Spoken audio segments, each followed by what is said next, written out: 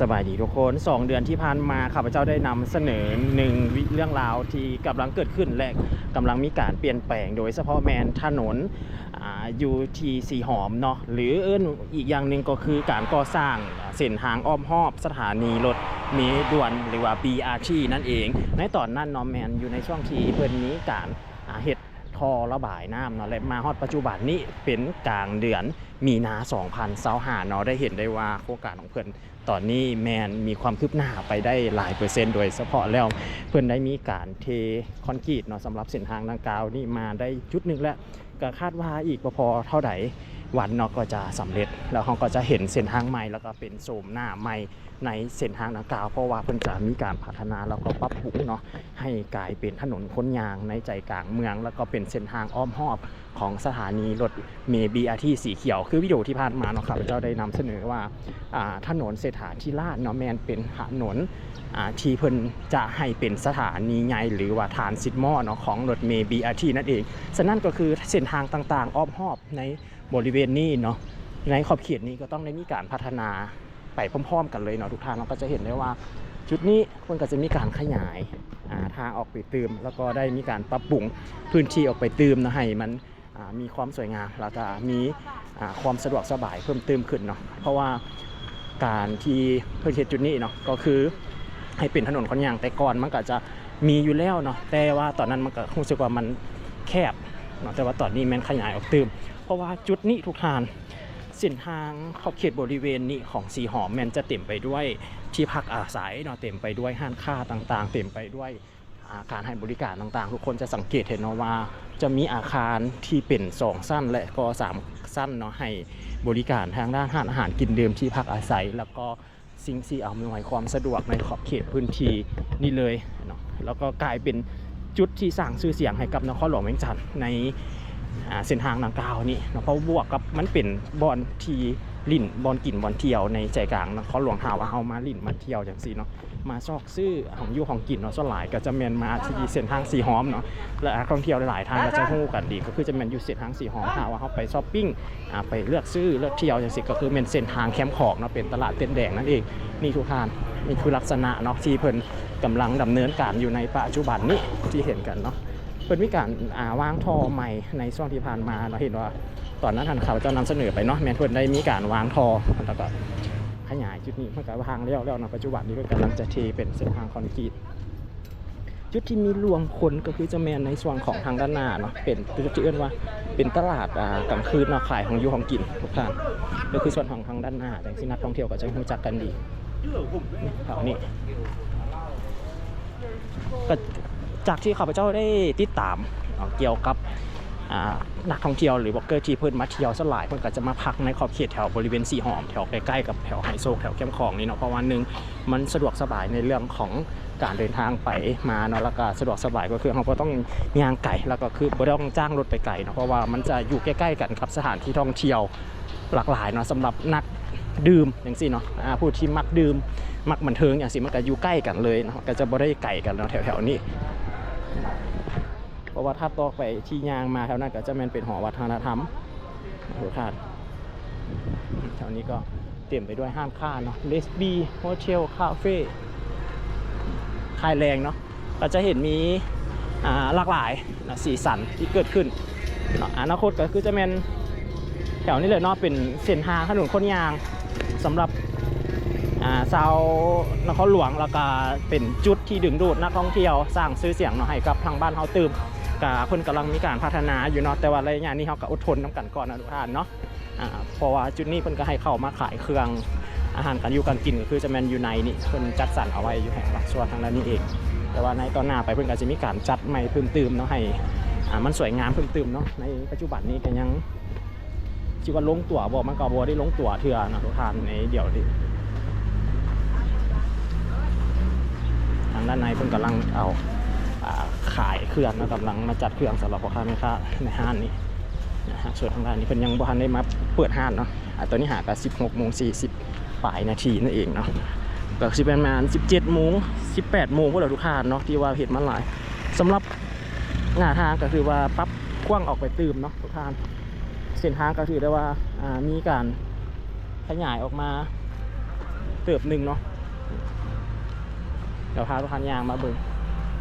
ห้านขายหมักไหม้ทางด้านนี้มันก็จะไปฮอดพุ่นแหละทุกท่านเบิดทั้งเส้นเลยนับตั้งแต่สี่แยก3 แยกทางด้านของข้างของวัดอารามแห่งชาติเนาะไปจนฮอด3 แยกทางด้านส่วนนั้นขุนบุญล้มพุ่นเนาะทางด้านนั้นเลยนี่แถวนี้เขาก็จะเห็นย้ำ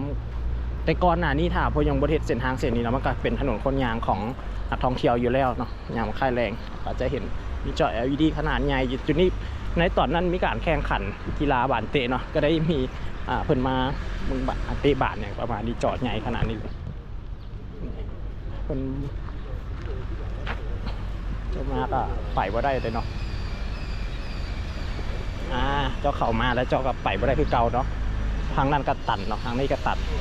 여기가 우리가 왔던 데는 반대로 맞아요. 내가 저걸 보고서 가는 거. จะพบความยุ่งยากหน่อยนึงเด้อทุกท่านสำหรับผู้นำไส้รถจะเข้ามาบ่ได้เนาะเพราะเพิ่นกันเอาไว้เขาไปยังเข้ามานี่จุดนี้มันก็จะออกไปใส่เส้นทางขาขึ้นทางด้านนี้คือกันทางด้านนี้บ่ว่าแต่เฉพาะเส้นทางหลักเลยเนาะเส้นทางหอมอย่างสิเพิ่นกับแปลงคือไม้คือกันเบิดเลยวางทอไม้เบิดเลยเนาะ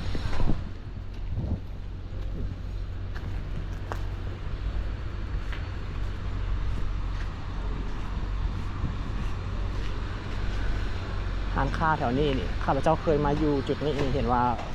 จุดนี้เลยเนาะที่มีการเชียร์กีฬากันทางด้านนี้เลย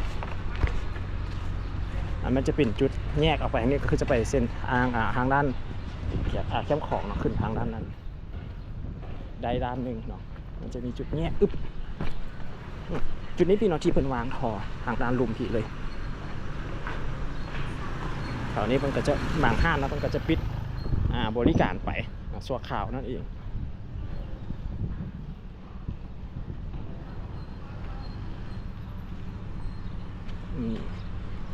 ตับในระยะที่เขาเจ้ายางมาทางด้านเดี๋ยวฮอดพี่น้องก็เห็นว่ามีห้างค้าห้างบริการทุกหอมเลยทุกจุดเลยเนาะห้างแหนมเนืองนี่แหนมเนืองสีหอมมันปิดเนาะปิดให้บริการบ่สัวข่าวนั่นแต่ว่าเพื่อนก็มีหลายสาขาอยู่ในตอนนี้มันปิดเนาะสำหรับแหนมเนืองหรือว่าเข้าทางด้านข้างออก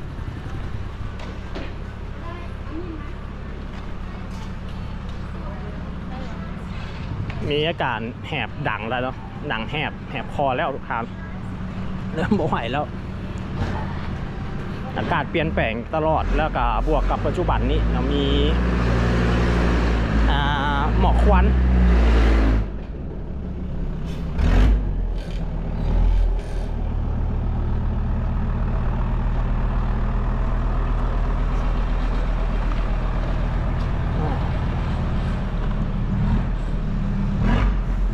ย่างลงไปทางด้านลุมก็จะมีเป็นห้านสิ้นดาดดักเนาะ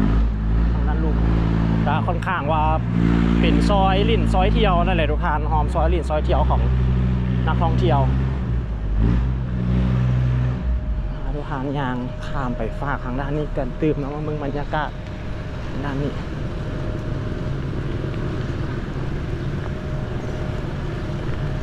นี่ทางด้านนี้จะลงไป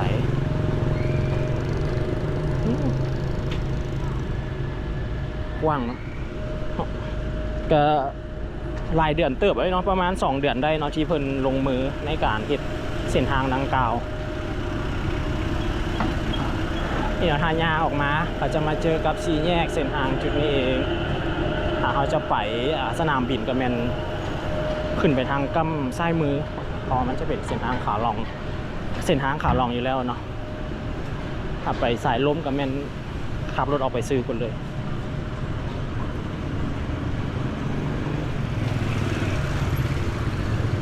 ย่างในตัวเมืองก็คือว่าพอดีย่างทุกท่านถามว่าเราก็ได้ในขอบเขตแถวๆนี้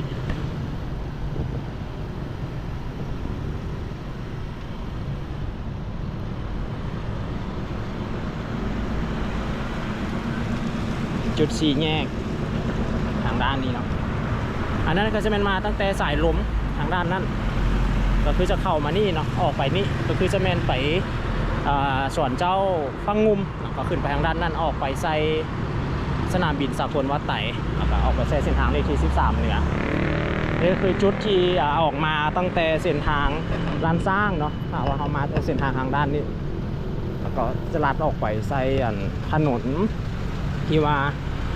เพิ่นกำลังมีการก่อสร้างอยู่ในขอบเขตบริเวณแถวนี้พอเส้นกันเนาะก็เห็นว่าแถวๆนี้ก็จะมีเป็นอาคารเก่ามีทั้ง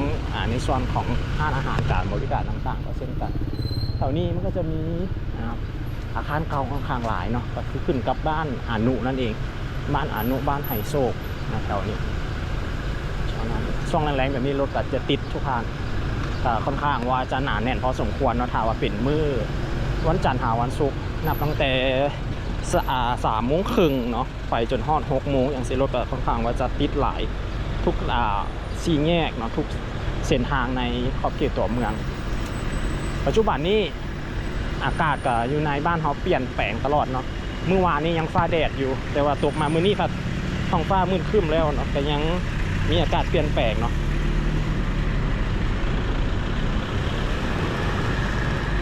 จะพาทุกท่านย่างลงไปจนฮอดทางด้านของ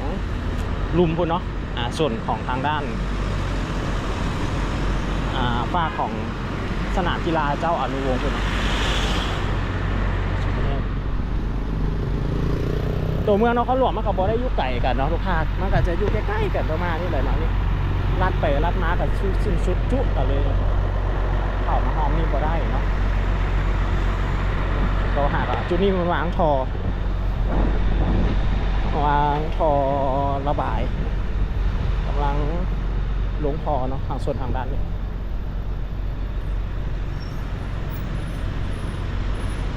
อากาศเย็นอุณหภูมิ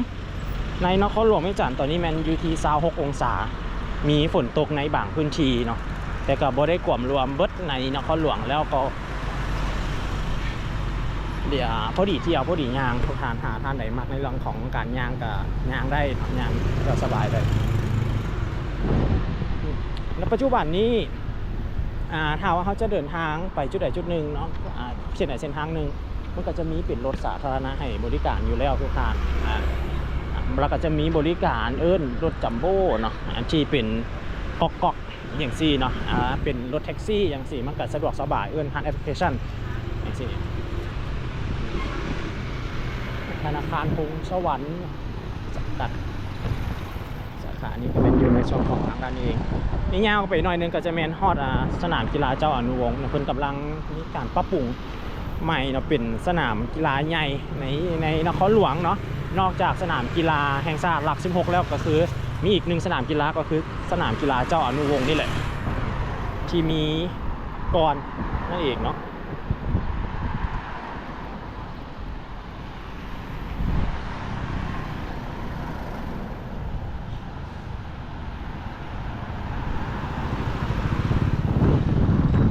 อาคารต่างๆแถวขอบเขตนี่ก็คือจะเป็นลักษณะประมาณนี้ส่วนหลายที่เห็นก็จะมีเป็นอาคาร2 สั้นเนาะหลักๆเลยที่เห็นยางมานี่นะอาคารแนวสมกันเป็นการเก็บภาพบรรยากาศบริเวณอ้อมแอมนี่เนาะให้ทุกท่านได้รับชมแล้วก็เป็นการอัปเดตเกี่ยวกับการสร้างเส้นทางอ้อมหอบเนาะของถนนBRT เนาะของรถเมล์สายด่วนของ BRT นั่นเองเป็นเส้นทางอ้อมหอบนอนอยู่ในเส้นทางของโครงการของเพิ่นนั่นเองถ้าให้ข้าพเจ้าว่าในปัจจุบันนี้หากเปรียบเทียบย้อนหลังกลับไปเนาะปัจจุบันนี้ก็เห็นได้ว่ามีหลายๆอย่างเนาะค่อนข้างว่าจะผันเปลี่ยนไปและหลายๆอย่างก็เริ่มลงตัวกับในบ้านเฮามันก็ต้องได้ใช้เวลาหน่อยนึงเนาะทุกทางถามว่าเรื่องของการเปลี่ยนแปลงของในตัวเมืองเขารู้สึกว่ามันดีขึ้นกว่าเก่าถนนหนทางเขารู้สึกว่าปรับปรุงขึ้นแล้วก็สะอาดขึ้นเนาะต่างจากในช่วงระยะที่ผ่านมาเนี่ยเนาะถ้าว่าให้ข้าพเจ้าเบิ่งไปแล้วก็ย้อนหลังก็ไปประมาณ2 ปีตกมาในปีนี้ก็รู้สึกว่ามันปรับปรุงดีขึ้นในระดับหนึ่งเนาะถามว่าดีหลายบอกมันก็บ่ถึงขั้นว่าหลายก็บ่ถึงขั้นว่านั่นเลยเนาะแต่มันก็ดีกว่าเก่านั่นเองเนาะ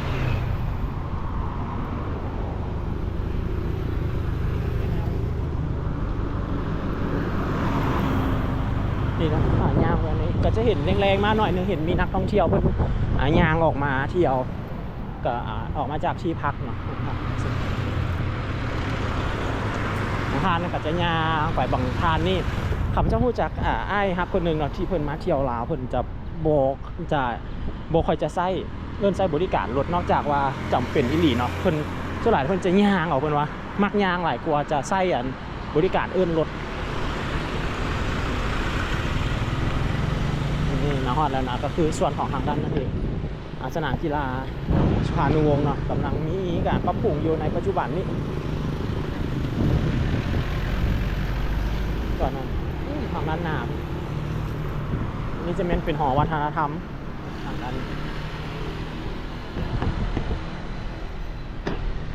หอวัฒนธรรมแห่งชาติ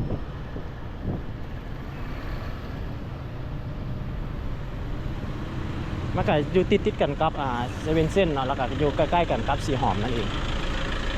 แถวนี้เป็นขอบเขตใจกลางเมืองแล้วแหละเนาะ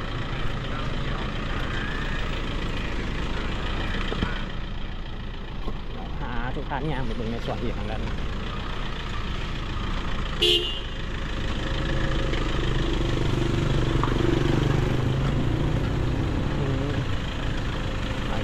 ห้องแฮมก็หลายด้วยที่พักอาคารหลายแล้วแถวนี้ฝากทางด้านนี้ก็เช่นกันเขตนี้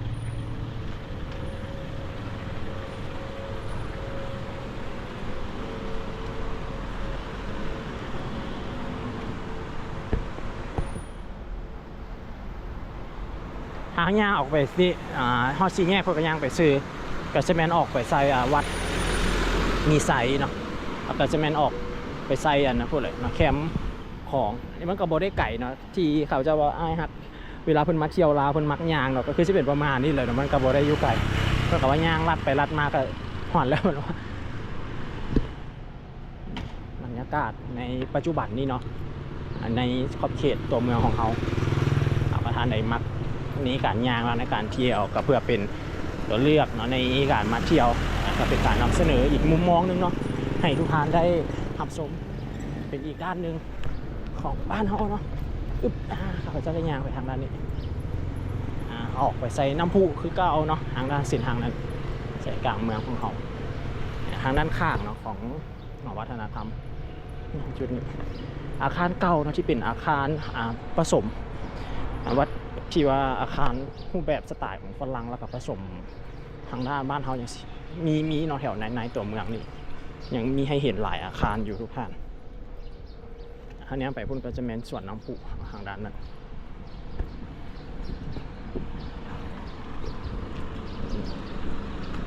เส้นทางหอมซอยในขอบเขตตัวเมืองก็จะเห็นว่าเพิ่นได้มีการปรับปรุงโดยเฉพาะแต่ในตัวเมืองนะทุกท่านมันก็จะมีเส้นทางอ้อมรอบตัวเมืองคือหลายวิดีโอที่ข้าพเจ้าได้นำเสนอไปเนาะก็เห็นได้ว่าเพิ่นได้มีการปรับปรุงเกี่ยวกับเส้นทางอ้อมรอบนั่นเองเนาะทุกท่านอยู่ที่เมืองไซธานีก็มีหลายเส้นทางอยู่ที่เมืองหาดไซฟองเส้นทางแคมป์ของเนาะแต่ก่อนที่เป็นเส้นทางไปมายากปัจจุบันนี้เห็นว่าเพิ่นกำลังเฮ็ดเส้นทางใหม่อยู่เดี๋ยววิดีโอหน้าพาลูกค้าไปเบิ่งว่าประเทศเขาใส่แล้วเนาะแล้วก็อัปเดตเพิ่มเติมในทางด้านนั้นเนาะ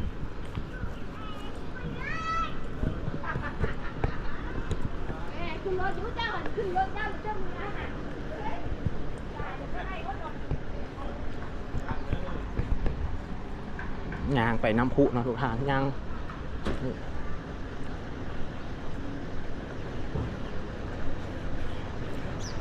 ปีนี้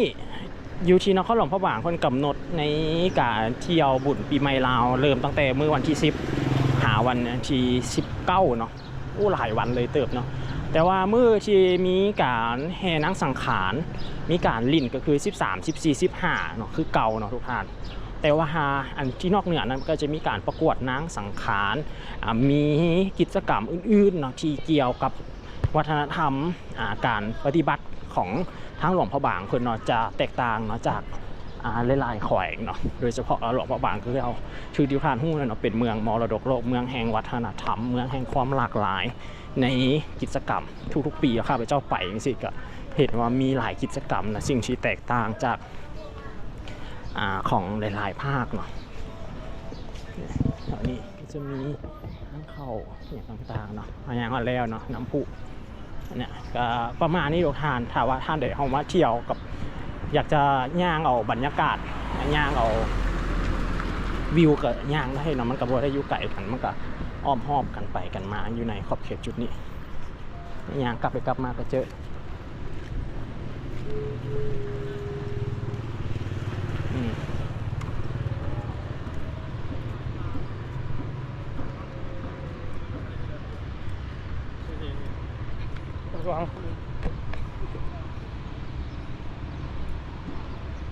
นี่แหละทุกท่านก็เป็นอีกสีสันและก็บรรยากาศเนาะที่นำเสนอให้ทุกท่านได้รับชมเฉพาะกับเส้นทางของสีหอมเนาะปัจจุบันนี้เพิ่นกำลังในการปรับปรุงแล้วก็พัฒนาเส้นทางอยู่แล้วก็ยังมีอีกหลายๆเรื่องราวเนาะที่เกิดขึ้นอยู่ในบ้านเฮาที่ข้าพเจ้าจะนำเสนอหรือท่านใดอยากจะติชมแนะนำเข้ามาเพิ่มเติมเนาะก็สามารถแนะนำเข้ามาเพิ่มเติมได้มีเรื่องราวใดที่จะนำเสนอท่านรับชมเพิ่มเติมก็ฝากติดตามต่อได้เนาะผิดพลาดประการใดในการนำเสนอหรือคำว่าใดที่ติดกับขัดกับขออภัยเนาะมีอาการไม่ค่อยดีเนาะเรื่องของระบบหายใจเนี่ยน้อยนึกขาดเนาะก็คืออาการมีการเปลี่ยนแปลงไปประมาณนี้แหละนะเฮ็ดให้บ่สบายแน่เนาะขอบใจทุกท่านด้วยที่เข้ามาชมและติดตามเพิ่มเติมในวิดีโอถัดไปเนาะว่าจะเป็นการนำเสนอเรื่องราวใดในบ้านเฮาแล้วก็จุดใดเพิ่มเติมเนาะ